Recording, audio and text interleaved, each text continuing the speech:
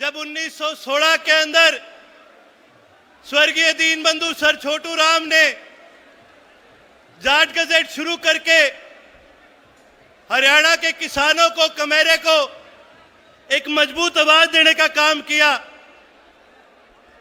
आज यहां पर आए हरियाणा के कोने कोने से मेरे सभी पिता तुल्य बुजुर्गों, मेरे सभी हमउम्र साथियों, माताओं, बहनों और मंच पे विराजमान हरियाणा के संघर्ष के प्रतीक, इंडियन नेशनल लोक की आन बान और शान और जननायक चौधरी देवीलाल और स्वर्गीय चौधरी ओम प्रकाश चौटाला जी के संघर्ष को लगातार आगे बढ़ाते हुए चौधरी अभय सिंह चौटाला जी,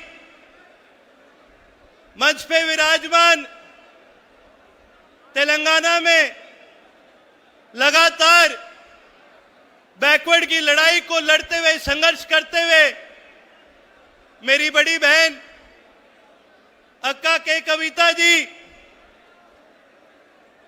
जम्मू कश्मीर से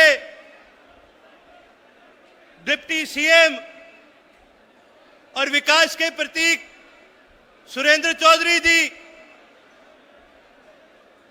जननायक चौधरी देवीलाल के और लौह पुरुष चौधरी ओम प्रकाश चौटाला जी के संघर्ष के साथी प्रोफेसर संपत सिंह जी, और साथ ही मंच पे विराजमान हमारे सभी आदरणीय नेतागण, यहां पहुंचने पर आप सभी का, हरियाणा के कोने कोने से आए सभी साथियों का मैं स्वागत करना चाहूंगा।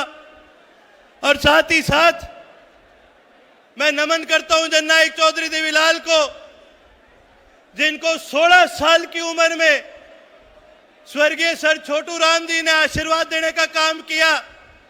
साथियों, मैं आपको वो किस्सा बताना चाहूंगा।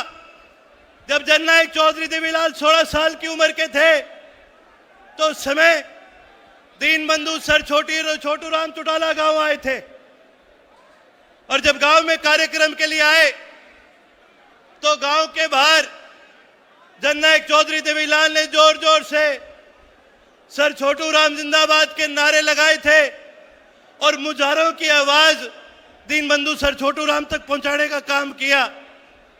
सर छोटू राम इस बात से बड़े खुश हुए और उन्होंने जननायक चौधरी देवीलाल को आशीर्वाद देते हुए कहा था कि बेटा इसी प्रकार संघर्ष करते रहो, बहुत आगे जाओगे। लेकिन जननायक चौधरी देवीलाल ने ना केवल उस आशीर्वाद को स्वीकार करने का काम करा, उनकी नीतियों पे, उनकी विचारधारा पे चलते हुए किसान और कमेरे की लड़ाई को आगे बढ़ाने का काम करा। साथियों, हम नमन करते हैं लौह पुरुष चौधरी ओम प्रकाश चौटाला का, जिन्होंने अपनी प्रशासनिक पकड़, दूरदृष्टि और सूझबूझ के साथ इस प्रदेश को कर्जा मुक्त रखने का काम करा। परंतु साथियों, आज प्रदेश के अंदर परिस्थितियां विपरीत होती जा रही है। आज प्रदेश के हालात दिन प्रतिदिन खराब होते जा रहे हैं। आज प्रदेश का युवा, आज प्रदेश की महिला, आज प्रदेश का व्यापारी, आज प्रदेश का कर्मचारी, आज कोई भी ऐसा वर्ग नहीं मिलेगा जो किसी भी प्रकार इस सरकार से संतुष्ट है। साथियों, आज हमारे हरियाणा प्रदेश के अंदर एक बहुत बड़ी कमी महसूस होती है। कमी महसूस होती है जननायक चौधरी देवीलाल की विचारधारा की, कमी महसूस होती है तो चौधरी ओम प्रकाश चौटाला के संघर्ष की कमी महसूस होती है, तो चौधरी अभय सिंह जी की गरजती आवाज विधानसभा में, इसकी आज कमी हमें खनकती है। साथियों, मैं आज आप सभी के आगे प्रदेश के मौजूदा जो हालात है वो रखने के काम करूंगा। प्रदेश के हालात दिन प्रतिदिन बद से बदतर होते जा रहे हैं, और सबसे बुरे हालात यदि प्रदेश में किसी के हैं तो आज शिक्षा के। आज हमारे प्रदेश के अंदर 5000 से ज्यादा स्कूल बंद हो चुके हैं। पूरे भारत देश के अंदर 1 लाख से ज्यादा स्कूल बंद हो चुके हैं। साथियों, जहां रोजगार की बात करते हैं तो आज बेरोजगारी चरम सीमा पर पहुंच चुकी है। एक समय था जब आपकी सरकार होया करती थी, आपकी खुद की सरकार होया करती थी, उस समय रोजगार हरियाणा के अंदर, रोजगार में हरियाणा रोजगार का प्रतीक होया करता था। लेकिन आज बेरोजगारी हमारी चरम सीमा पर पहुंच चुकी है।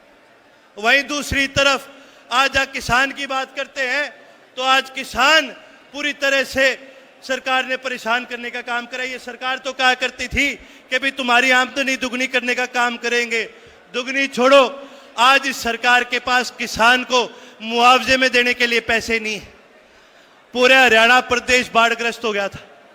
इसके बावजूद हरियाणा प्रदेश के किसानों को ये सरकार क्या देने का काम करती है?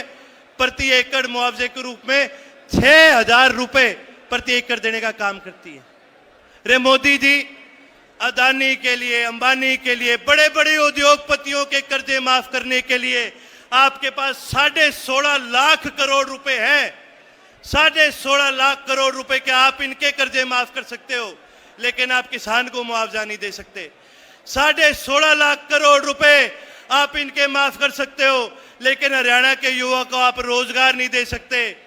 आपने जब मोदी जी की रैली हुई थी तब आपने प्रति किला एक एक किसान को 50-50 हजार रुपए देने का काम करा ताकि आपकी रैली सफल हो जाए। लेकिन जब किसान को मुआवजा देने की बात आती है तो आपके पास केवल और केवल 6,000 रुपए।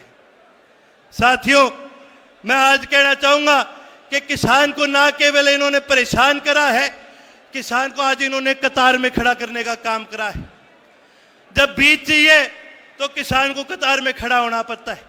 जब खाद चाहिए तो किसान को कतार में खड़ा होना पड़ता है। जब फसल कट जाती है, मंडी में बेचनी होती है, तब फिर किसान को कतार में खड़ा होना पड़ता है। और बीच का भी जो समय है, ये सरकार ऐसी है, पर्ची पर्ची की सरकार है। किसान को लगातार सरकार कतार में खड़ा करने का काम करती है। या तो पर्ची बनाओ, या आईडी बनाओ, या फिर पोर्टल पे चले जाओ। आज जी मैं शर्त मार के कहता हूं, किसी भी आम आदमी का बटवा खोल के देख लियो, उसमें रुपये कम पाओगे और उसमें यो आईडी फालतू पाओगी। कभी फैमिली आईडी, कभी आधार कार्ड, कभी प्रमाण पत्र, कभी कह देंगे जी यो थारा प्रॉपर्टी आईडी। आज इतनी आइडिया बना चुके हैं जिसका कोई रुकना नहीं। और जितनी आइडिया हैं उतने इनके पोर्टल बनेंगे। और पोर्टल भी इसी बनावेंगे कि जो जरूरत पड़ेगी इन पोर्टलों की, जब यो काम भी कौन करांगे। और इनसे पूछ लो कि भी काम के करा तो न्यू चौड़े हो कहेंगे भाई हमने पोर्टल बना दिया। भाई धन्य हो थारा, तो हमने इतना बड़ा काम कर दिया। रे जननायक चौधरी देवीलाल ने तो बुजुर्गों को मान सम्मान दिया था, 100 रुपए पेंशन दी थी, एससी और बीसी की चौपाल बनाने का काम करा था, कन्यादान में 5100 रुपए देने का काम करा था। और हमने क्या करा? हमने पोर्टल बना दिया। चौधरी ओम प्रकाश चौटाला ने इस प्रदेश को गुड़गांव जैसा शहर बना के देने का काम करा। इस प्रदेश नहीं, इस देश को खेल नीति देने का काम करा। चौधरी ओम प्रकाश चौटाला ने इस प्रदेश के युवा को रोजगार देने का काम करा। चौधरी ओम प्रकाश चौटाला ने इस प्रदेश के किसान के पानी की लड़ाई को लड़ने का काम करा। और आपने क्या करा? यो बीजेपी वाले ने क्या करा? इनने पोर्टल बनाए। ये वो लोग हैं जिनका समाज में कोई आना जाना नहीं है। आज हमारे भाग खराब क्यों है? क्योंकि इस देश को चलाने वाला आदमी भी एक ऐसा आदमी है जिसका कोई परिवार नहीं, अरे जिसका समाज में आना जाना नहीं, जिसका परिवार नहीं, वो हमारा क्या करेगा? चौधरी ओम प्रकाश चौटाला जी हमेशा एक बात कहा करते थे कि भाई ये किसी काम के नहीं, इनके घर में ना गऊ है ना इनके घर में बहू है। और इस प्रकार के लोग कभी समाज का सुधार नहीं कर सकते थे। साथियों, एक समय था जब संसद के अंदर किसान की आवाज गर्जा करती थी और बॉर्डर पर जवान गर्जा करता था। कभी चौधरी चरण सिंह के रूप में, तो कभी चौधरी जननायक चौधरी देवीलाल के रूप में संसद में किसान गर्जा करता था। लेकिन आज की एक ऐसी सरकार है जिसने संसद तो छोड़ो, देश की राजधानी के राह भी जो है वो किसान के लिए बंद करने का काम करा है। जितनी सुरक्षा भारत पाकिस्तान के बॉर्डर पर नहीं लगती, उससे ज्यादा सुरक्षा, उससे ज्यादा बड़े बैरिकेड इन्होंने दिल्ली के चारों तरफ लगाने का काम करा ताकि इस देश का किसान गलती से दिल्ली ना पहुंच जाए। यह आज इस प्रदेश के और देश के हालात हो चुके हैं। साथियों, मैं आपके माध्यम से इस सरकार को याद दिलाना चाहूंगा जो आज धर्म के नाम पर हमें बांटने का काम करती है। जो जात पात पे हमें बांटने का काम करती है, मैं उस सरकार को बताना चाहूंगा, हम रोहतक की धरती में है जहां स्वर्गीय दीनबंधु सर छोटू राम ने जन्म लिया था, जिनको दीनबंधु की उपाधि मुल्तान के दलितों और मुसलमानों ने देने का काम किया। सरदार पटेल को सरदार की उपाधि बड़ौली मूवमेंट के अंदर वहां के लोगों ने देने का काम किया। जननायक चौधरी देवीलाल को ताऊ की उपाधि रोहतक के लोगों ने देने का काम करा जब इस देश का उप प्रधानमंत्री बनाने का काम करा। उसी प्रकार आज हमारे देश के अंदर ऐसे लोगों की कमी है, आज ऐसे लोगों की जरूरत है। मैं तो कहता हूं सभी साथियों से आज इसी धरती पे खड़े होकर के हम भी एक संकल्प लेने का काम करते हैं कि चौधरी अभय सिंह चौटाला को मुख्यमंत्री की उपाधि देने का काम करेंगे। इस प्रदेश की बागडोर आपके हाथ में देने का काम करेंगे, क्योंकि हमने देख लिया चौधरी अभय सिंह जी, ये सरकार निकम्मी है। ये सरकार ना न्याय दिला सकती है, ना बेटियों को न्याय दिला सकती है, ना प्रशासन पे पकड़ बना सकती है। अरे मेरे को तो हंसी आती है, दिन प्रतिदिन हम यो मीडिया पे, फेसबुक पर, सोशल मीडिया पर देखते हैं, बड़े बड़े मंत्री आते हैं और आके क्या बात कहते हैं। जब जनता उनके आगे अपनी बात रखने का काम करती है तो ये कहने का काम करते हैं, भैया हमारी तो चाल है कौन है रे, जिस मंत्री की ना चाल है, जिस मुख्यमंत्री की ना चाल है, जिस सरकार की ना चाले, फिर उस सरकार का फायदा के। हमें तो सरकार ऐसी चाहिए जैसी सरकार जननायक चौधरी देवीलाल की थी, जिसमें मंत्री की नहीं आम जनता की चला करती थी। साथियों, मैं आपको वो समय याद दिलाना चाहूंगा जब चौधरी ओम प्रकाश चौटाला जी मुख्यमंत्री होया करते थे। कोई भी साथी डीसी एसपी के दफ्तर चले जाया करता था तो डीसी खड़े होकर स्वागत भी करा करता था, चाय भी पिलाया करता था और साथ में अपने काम भी करा करता था। और आज प्रदेश के यह हालात हो गए, आम आदमी छोड़ो, यो कोई एमएलए मंत्री भी इनके द्वार पर चले जाए, आधा घंटा उसने बाहर बिठा जाएंगे, कह देंगे डीसी साहब तो मीटिंग में बैठे हैं, बाद में मिलांगे। यह हालात इन लोगों ने आज हमारे प्रदेश के कर चुके। साथियों, मैं ये एक चीज कहना चाहूंगा कि हम तभी मजबूत हो सकते हैं जब हम संगठित होकर के दोबारा अपनी आवाज को इस देश की विधानसभा में मजबूती में पहुंचाने का काम करें, जब इस देश की सबसे बड़ी संसद में हम अपनी आवाज को पहुंचाने का काम करें। साथियों, पंजाबी में कहावत है, पेट ते ना पई रोटियां सारी गल्लां खोटियां। इस सरकार ने केवल जुमले देने का काम करा है और इसका नुकसान सबसे ज्यादा किसको उठाना पड़ा? हमारे प्रदेश के युवा को उठाना पड़ा। आज साथियों, हरियाणा प्रदेश में कितने ऐसे सैकड़ों गांव हैं जो आज खाली हो चुके हैं। करनाल में गोलपुरा, जींद में दुराना, मोरखी, कालवा, कैथल में मोटोर, ये ऐसे गांव हैं जहां पर आपको युवा नहीं मिलेंगे। आज वो युवा बेचारा बन चुका है, मजबूर हो चुका है, अपनी जमीनें गिरवी रख के डंकी रूट से बाहर जाने का काम कर रहा है। और सरकार के लिए भी कितनी दिक्कत की बात है और उनके परिवार के लिए भी कितनी दिक्कत की बात है कि कई बार युवा की मृत्यु हो जाती है, परिवार को महीने महीने इंतजार करना पड़ता है, 2-2 महीने इंतजार करना पड़ता है, वो युवा वापस कभी अपने परिवार के पास नहीं पहुंच पाता। आज हमारे प्रदेश के हालात ये दिन प्रतिदिन बदतर करते जा रहे हैं। एक समय था जब हरियाणा खेल के अंदर खेल का सबसे बड़ा प्रतीक माना जाता था। भाइयों, मैं आपको बताना चाहूंगा, कॉमनवेल्थ गेम में आज तक कुल मिला के भारत देश ने 560 मेडल जीते और उन 560 मेडल में से हरियाणा प्रदेश के युवाओं ने, हमारी बहनों ने, हमारे भाइयों ने 163 मेडल जीतने का काम करा है। और तुलना करके बताना चाहूंगा कि गुजरात के खिलाड़ियों ने आज तक केवल 3 मेडल जीते। अब आप सोचोगे ये बात क्यों बता रहा हूं? ये बात इसलिए बता रहा हूं कि थोड़े समय पहले देश के गृह मंत्री अमित शाह ने यह ऐलान करा था कि देश की खेल राजधानी अहमदाबाद को बनाया जाएगा। भाई यो भी ठीक है, बाला तो सबसे ज्यादा दूर मन लागे अमित शाह जी फेंक दे होंगे, फिर तो सबसे तगड़ा पहलवान भी मने लागे यो अमित शाह होगा।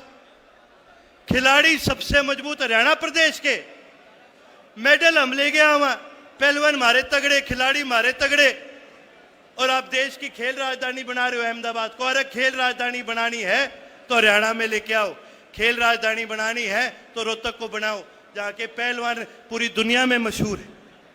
साथियों, ये सरकार तो देती है जुमले, ये बात करते हैं वन नेशन वन इलेक्शन, कि एक ही बार में यो अपना कांटा फिट बिठाने की बात करें। अगर इन्हें बात करनी है तो वन नेशन वन एजुकेशन की बात करो, one nation one health care की बात करो। साथियों, राम मनोहर लोहिया जी एक बात क्या करते थे, वो कहते थे कि जब तक वन नेशन वन एजुकेशन नहीं होगा तब तक किसी भी प्रदेश का विकास नहीं हो सकता। और इस सरकार ने क्या करने का काम करा, वन नेशन वन एजुकेशन तो दूर की बात, इन्होंने तो स्कूल बंद करने का काम करा है। आज दुख की बात है, हरियाणा में सरकारी स्कूल कम है और सरकारी ठेके ज्यादा खुली है। आज दुख की बात है कि हरियाणा प्रदेश के अंदर आज जो सरकारी स्कूल है ना तो उनके अंदर मास्टर पाओगे, ना उनका ढांचा ऐसा पाओगा जहां पर बच्चे पढ़ सके। सरकार, साथियों, मैं बताना चाहूंगा, डॉक्टर अंबेडकर हमेशा कहा करते थे कि शिक्षा ऐसा दूध है जो पिएगा वही दाढ़ेगा। लेकिन दुख की बात यह है कि सरकार ने साजिश के तहत हरियाणा प्रदेश के स्कूलों को कमजोर करने का काम करा है। अरे आज तो सारी दुनिया, कोई एआई की बात करे है, कोई मेटा की बात करता है, कोई चैट जीपीटी की बात करता है। आज दुनिया तो एआई की बात कर रही है, लेकिन ये सरकार हमें स्कूल में पढ़ाने की क्या बात कर रहे हैं, ये सरकार हमें स्कूल में बाल नरेंद्र पढ़ाने की बात कर रहे हैं। साथियों, मैं एक चीज बताना चाहूंगा, ये लोग इतिहास बदलने की कोशिश कर रहे हैं, लेकिन इनको आपके माध्यम से एक चीज बताना चाहूंगा, इतिहास वही रचते हैं जो संघर्ष करा करते हैं। इतिहास रचा था जननायक चौधरी देवीलाल ने, जब बुजुर्गों को पेंशन देने का काम करा। इतिहास रचा था स्वर्गीय लोह पुरुष चौधरी ओम प्रकाश चौटाला ने, जब सरकार आपके द्वार लाने का काम करा था। इतिहास रचा था चौधरी अभय सिंह चौटाला ने, जब इस भारत देश के इकलौते विधायक थे जिन्होंने किसान आंदोलन के अंदर अपना इस्तीफा देने का काम करा। साथियों, इतिहास दोबारा हम रचने का काम करेंगे जब इस मंच पर चौधरी अभय सिंह जी द्वारा इस भारतीय जनता पार्टी के अंत का आगाज करने का काम करेंगे। अंत में यही कहना चाहूंगा कि आप सभी भी इस संघर्ष में चौधरी अभय सिंह जी का साथ देने का काम करें। इसी बात के साथ मैं अपनी वाणी को विश्राम देने का काम करूंगा, लेकिन उससे पहले एक बार सभी साथियों से ये अनुरोध करूंगा कि सभी मिलकर मेरे साथ नारा जरूर लगाएं, ताकि तमाम दुनिया जो यहाँ तक नहीं पहुंच सकी, जो साथी देख रहे हैं, उन तक भी ये संदेश पहुंचे कि अब इस भारतीय जनता पार्टी के अंत का आगाज हो चुका है। अब किसान और कमेरे के संघर्ष की शुरुआत हो चुकी है। सभी साथी मिलकर मेरे साथ नारा लगाए, जननायक चौधरी देवीलाल अमर रहे, लोह पुरुष चौधरी ओम प्रकाश चौटाला अमर रहे, चौधरी अभय सिंह संघर्ष करो, हम तुम्हारे साथ हैं। चौधरी अभय सिंह संघर्ष करो, हम तुम्हारे साथ हैं। जय हिंद, जय हरियाणा। सत्य खबर, सत्य, सटीक, बेबाक।